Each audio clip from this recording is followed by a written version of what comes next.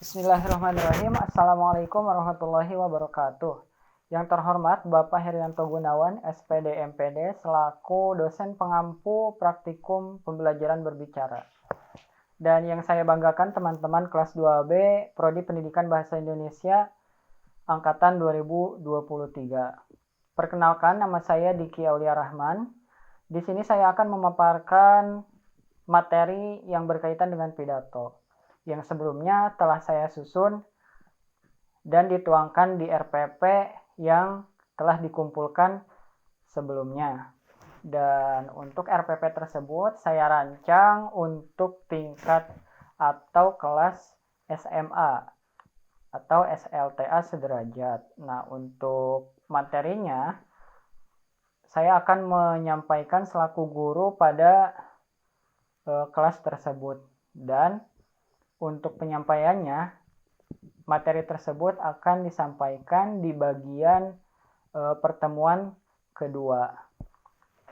Baik, langsung saja kita mulai.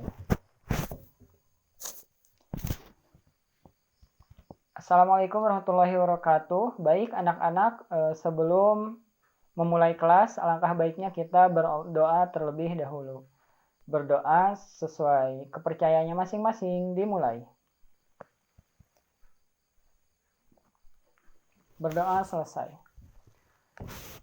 Sebelum memulai kelas kita, Bapak ingin tahu tugas yang sudah Bapak tugasi di pertemuan pertama, yaitu tugas untuk menentukan topik atau gagasan di pidato yang akan kalian sampaikan nanti.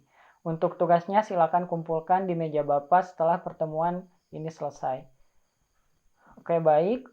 Untuk materi sekarang, materi kedua yaitu atau pertemuan kedua, yaitu Bapak akan menyampaikan pidato. Nah, apa saja sih pidato itu? Bagaimana cara penyampaian pidato? Bagaimana pidato yang baik dan efektif? Kemudian apa saja sih isi atau bagian-bagian pidato? Nah, untuk yang pertama adalah apa itu pidato? Pidato adalah ungkapan atau penyampaian gagasan, ide, informasi kepada halayak, baik secara formal maupun informal. Nah, itu adalah penjelasan dari pidato. Kemudian pidato atau penyampaian, cara penyampaian pidato dibagi menjadi 4 metode. Yang pertama ada manuskrip, yaitu baca teks. Untuk baca teks, pidato dengan metode ini si orang atau si penyampai gagasan membaca dari mulai awal sampai akhir. Biasanya dicontohkan dalam pidato khutbah Jumat. Biasanya itu menggunakan teknik manuskrip. Nah, kemudian ada teknik impromptu atau teknik di mana seorang pembicara atau penyampai pidato itu langsung tanpa adanya persiapan. Biasanya pidato atau metode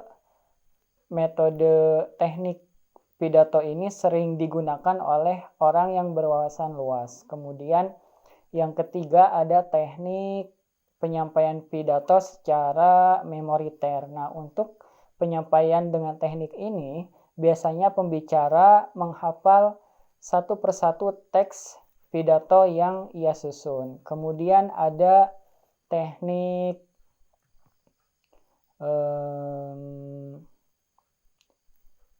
ekstemporan. Biasanya untuk teknik yang akhir atau teknik ekstemporan ini, pembicara biasanya menyiapkan poin-poin penting, membawa poin-poin penting yang nantinya akan disampaikan kepada audiens. Kemudian kita masuk ke bagian keefektifan berpidato. Nah, untuk berpidato sendiri, jika ingin efektif, maka kita harus tahu dulu audiens atau si pendengar kita. Nah, untuk mengetahuinya, kita cari latar belakang mereka. Misalnya, jika latar belakang mereka adalah orang-orang yang berpendidikan, maka kita sampaikan pidato dengan narasi ataupun gagasan serta kalimat diksi yang memang lazim digunakan di dunia akademik ataupun di dunia para ahli. Misalkan kata-kata ilmiah itu bisa digunakan di ranah konteks selagi masih pendengar itu adalah kelompok yang berpendidikan dalam tanda kutip. Kemudian jika seseorang berpidato di depan halayak yang umum misalkan atau masyarakat umum, nah pembicara tersebut bisa menggunakan kalimat atau diksi yang mudah dimengerti. Jadi pembicara menghindari kalimat-kalimat yang sering muncul atau misalkan dicontohkan kalimat yang digunakan dengan bahasa ilmiah. Itu sangat dihindari ketika audiens atau pendengar itu adalah masyarakat umum. Seperti itu. Baik anak-anak, ada yang ditanyakan?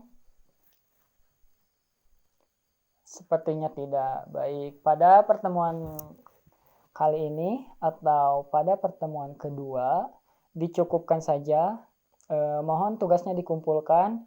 Dan untuk pertemuan ketiga, Bapak ingin menugasi kalian untuk membuat naskah pidato berdasarkan topik yang telah ditentukan oleh tugas sebelumnya. Sebelum berakhir, mari kita berdoa kifaratul majlis. Berdoa mulai. Doa selesai.